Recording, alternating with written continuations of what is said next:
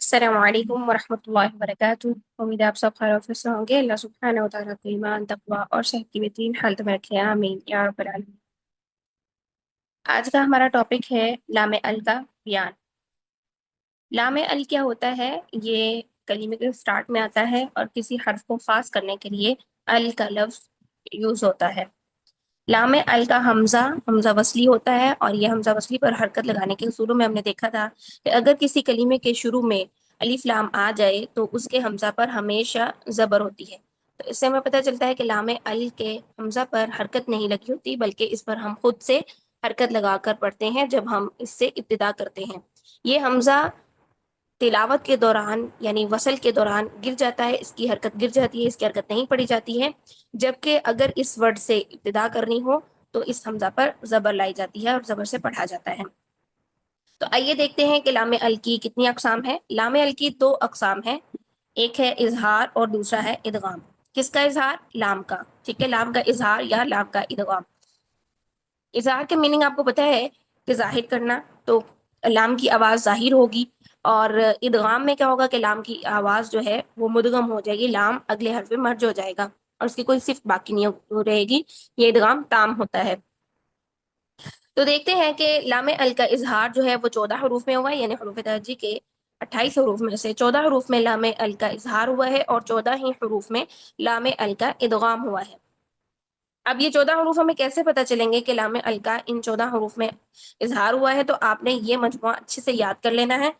اس مجموعے کو آپ کو ایگزام میں بھی آ سکتا ہے کہ لام ال کے یعنی اظہار قمری کا مجموعہ بیان کریں۔ اظہار قمری کا مجموعہ یہ ہے: ابغی حجک وخف عقیمہ، یعنی یہاں پر اگر آپ دیکھیں حمزہ، با، غین، حا، جیم، کاف، واو، خا، فا، اور اسی طرح عین، قاف، یا، میم، ہا، ٹھیک ہے، یہ 14 حروف بنتے ہیں، اور ان کے آنے سے یعنی ان کی موجودگی سے لام ال کے بعد اگر ان میں سے کوئی حرف آ جائے تو لام کا اظہار ہوگا، لام کی آواز کو ظاہر کر کے پڑھیں گے۔ اس کے ساتھ ساتھ اگر آپ کو کہیں بہت زیادہ اچانک تطبیق کرنی پڑ رہی ہے اور آپ کو یہ مجموعہ یاد نہیں آ رہا بالفرض، اور آپ کو معلوم کرنا ہے کہ لام کا اظہار ہوگا یا کہ ادغام ہوگا، تو آپ یہاں پر ایک اسٹیٹمنٹ یاد کر لیجئے: حق کا خوف عجب غم ہے، حق کا خوف غم ہے، ٹھیک ہے۔ یہ اسٹیٹمنٹ یاد کرنے سے بھی آپ کو پتہ چل جائے گا کہ اس میں جتنے حروف ہا، قاف، کاف، الف، یہ جتنے حروف آ رہے ہیں یہ سارے کے سارے آنے سے اظہار قمری ہوتا ہے، یعنی لام کا اظہار ہوتا ہے۔ ان حروف کو حروف قمریہ کہتے ہیں۔ یہ بھی آپ سے پوچھا جا سکتا ہے کہ حروف قمریہ کون سے ہیں، تو آپ کو معلوم ہونا چاہیے حروف قمریہ یہ ہیں: ابغی حجک وخف عقیمہ، جن کے آنے سے لام کا اظہار ہوتا ہے، لام ال کا اظہار ہوتا ہے، ٹھیک ہے۔ اس اظہار کو ہم اظہار قمری کہتے ہیں۔ اظہار قمری اب کیوں کہتے ہیں اور ان حروف کو قمریہ کیوں کہتے ہیں؟ قمر تو چاند کو کہتے ہیں۔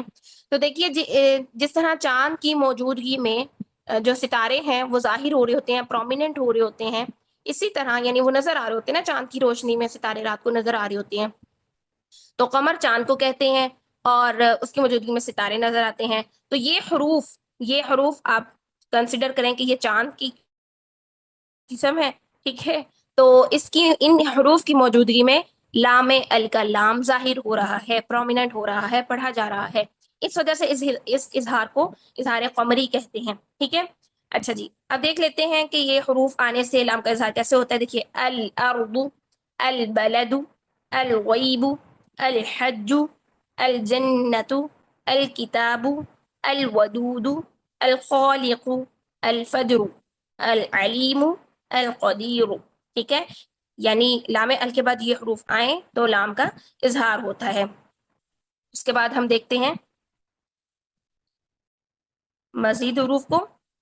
لام ال کے بعد یا آ جائے: الیوم، المشرق، الہدا، ٹھیک ہے۔ یہ 14 حروف پورے ہوئے جن میں لام کا اظہار ہوتا ہے۔ ان حروف کو حروف قمریہ کہتے ہیں اور اس اظہار کو اظہار قمری کہتے ہیں، جو کہ لام ال کا ہوتا ہے، لام کا اظہار ہوتا ہے الونے میں، ٹھیک ہے۔ اب چلتے ہیں ادغام کی طرف۔ لام ال کا 14 ہی حروف میں ادغام ہوا ہے، اور وہ 14 حروف کون سے ہیں؟ تس، دز، روزسا، شخص، بوت، ولن، ٹھیک ہے۔ یہ والے حروف 14 حروف جو ہیں یہ ان میں لام ال کا ادغام ہوا ہے، لام کا ادغام ہوا ہے۔ ان حروف کو حروف شمسیہ کہتے ہیں اور اس ادغام کو ادغام شمسی کہتے ہیں۔ آپ سے پوچھیں حروف شمسیہ کون سے ہیں تو آپ نے یہ والے حروف لکھ دینے ہیں: تس، دز، روزسا، شخص، بوت، ولن، ٹھیک ہے۔ یہ آپ نے حروف لکھ لینے ہیں۔ اب ان کو حروف شمسیہ کیوں کہتے ہیں؟ شمس تو سورج کو کہتے ہیں، تو جس طرح سورج کی موجودگی میں ستارے مدغم ہو جاتے ہیں، غائب ہو جاتے ہیں، وہاں پر موجود تو ہوتے ہیں لیکن نظر نہیں آ رہے ہوتے، ٹھیک ہے نا، غائب سے ہو جاتے ہیں، موجودگی کے باوجود ہمیں نظر نہیں آ رہے ہوتے، اسی طرح ان حروف یعنی یہ حروف شمسیہ سورج کی طرح ہے، ان حروف شمسیہ کی موجودگی میں لام ال موجود تو ہوتا ہے لیکن پڑھا نہیں جاتا ہے، مدغم ہو جاتا ہے، یعنی اس کو غائب کر دیتے ہیں، لکھا ہوا موجود ہے لیکن پڑھنے میں یہ مدغم ہو گیا ہے، یہ نہیں پڑھا جائے گا، اس لیے اس ادغام کو ادغام شمسی کہتے ہیں۔ اچھا یہ 14 حروف دیکھ لیتے ہیں۔